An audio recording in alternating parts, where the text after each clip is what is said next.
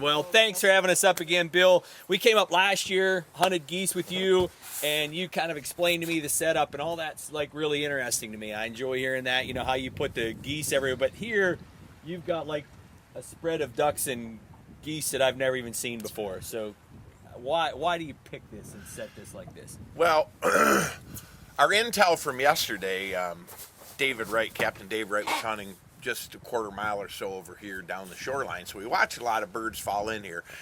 It changes every day, and we don't know exactly what the mix of dabblers and divers are going to be coming into an area. So when we lay up on a point, we know this is a known point for waterfowl, but we lay the boat up.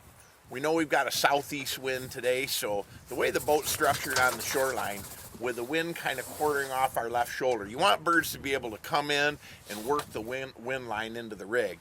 So a term, it's very rare, I don't care where you go, it's very rare that you're going to get the wind perfectly at 90 degrees to your back. Okay. So it's usually coming at your back, but on one side or the other. So in our service, we use the term strong side and weak side. And it doesn't mean anything for positioning in the boat other than Jerry's at the front of the boat today because the wind's quartering off our left shoulder. Yeah, coming here. I told him he's strong side hammer, I'm weak side hammer. It's important that we, when we're putting the decoys out, we set them a certain way so that the birds can work tight on the weak side and then pocket into the strong side of the boat. We also want... Now you're weak side here and he's strong side. And he's strong side, that's Okay. right.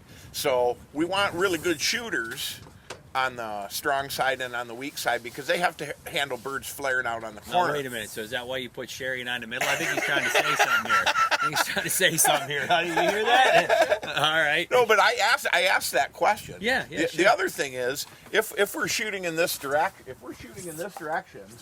I recoil to the left better to shoot because I'm right-handed. Okay. So if we've got a left-hand shooter, it's important to know that because positioning in the boat, they're going to recoil better to the right-hand side. They're going to open up. There's Swings a lot better. It's easier for them to swing to the right, so we position them accordingly.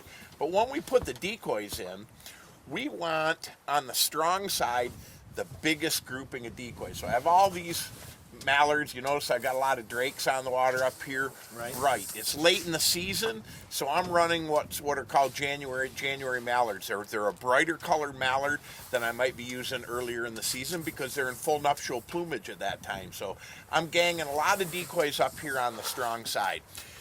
Very common for bufflehead and goldeneye to be working into the rig from diving duck standpoint. One thing open water hunters should know is that everything in duckdom will decoy to a goldeneye decoy, or what we refer to as a whistler.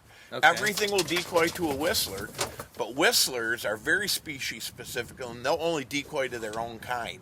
Oh, So all out right. here behind us, So a mallard will come to these, but we'll vice versa. decoy Canada geese, and we'll decoy goldeneyes, we'll decoy mallards right on this white duck string.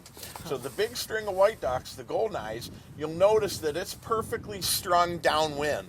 So a bird coming up the shoreline, he's going to encounter that outside decoy, and if everything works correctly, he's going to turn and he's going to follow that decoy line all the way to 15, 18 yards right in the kill pocket. Now, you'll notice today on some of the buffleheads that came in, they walk right down that line, and then just off to the side, I've got a pot of 6 or 7 buffleheads, and they'll flash and pitch right to their own kind of decoys. Wow, I like that. Now, over here on the weak side, we don't have a lot of dabbling ducks, but we've got 5, 6, 7 black duck decoys on the pocket over here on the weak side.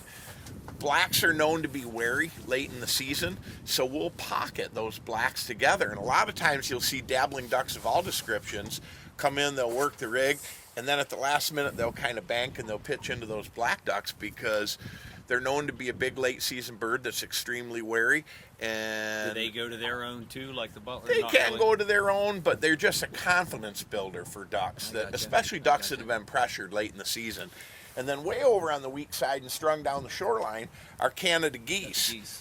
You're serving all masters with this spread that we have out here. If we want to kill just white ducks, just goldeneyes and whistlers, Right. sometimes we would come out here and we would only rig 7, 8, or 9 decoys.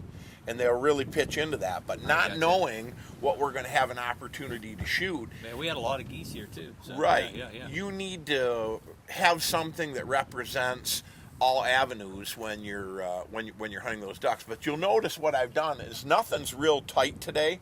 There's big holes and there's big open spaces so that the birds look through, they see the different species on the water. There's plenty of holes for them to come in and pitch and land. Nice. And that's why we're breaking it apart with all those different kinds of ducks and geese on the water, because we don't know what we're going to see. Right. So when we see it and we put the call on that bird, we want it to look enticing enough that we've got the opportunity to pretty much kill anything that flies. Nice. When we're rigging for something more specific, then we're going to change that rig around. But this is how we would build a pattern to encounter almost anything that flies during the late season.